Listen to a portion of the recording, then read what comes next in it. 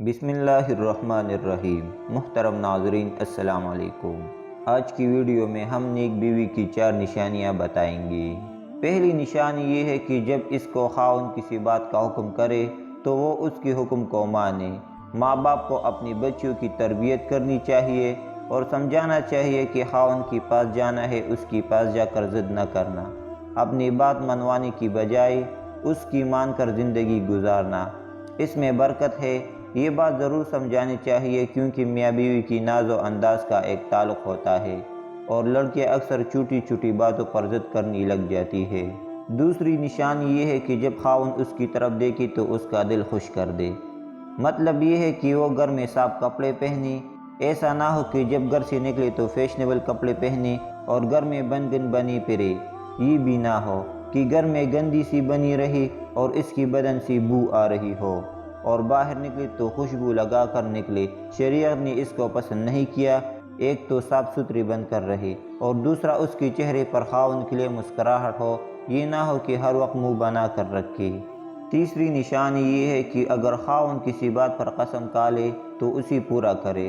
عورت ایسا ہی کرے کہ خاوند کی قسم کو پورا کرے۔ چوتھی نشانی یہ ہے کہ جب خاوند غائب ہو تو اس کی پیٹھ پیچھے اپنی عصمت اور اس کی مال کی حفاظت کرے، یعنی خاوند کی پیچھے اور سامنے کا حال بالکل برابر رکھے۔ اہل اللہ نے لکھا ہے کہ بیوی میں 4 صفات ہونی چاہیے۔ نمبر 1، اس کی چہرہ پر حیا ہو۔ یہ بات بنیادی حیثیت رکھتی ہے کہ جس عورت کی چہرے پر حیا ہوگی اس کا دل بھی حیا سے لبریز ہوگا۔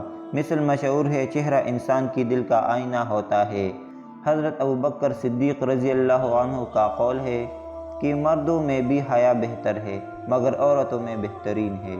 دوسری علامت یہ فرمائی کہ جس کی زبان میں شیرینی ہو، یعنی جو بولے تو کانوں میں رس گھولے۔